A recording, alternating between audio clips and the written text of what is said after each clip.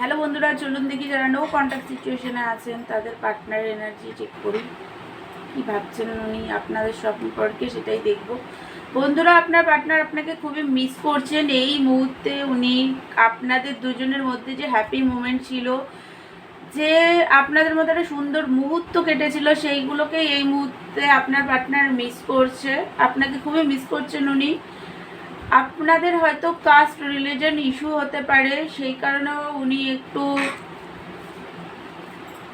আপনাদের এইগুলো নিয়ে উনি ভাবছেন। মিসিং এনার্জি ওনার প্রচণ্ডভাবে আছে। আপনার পার্টনার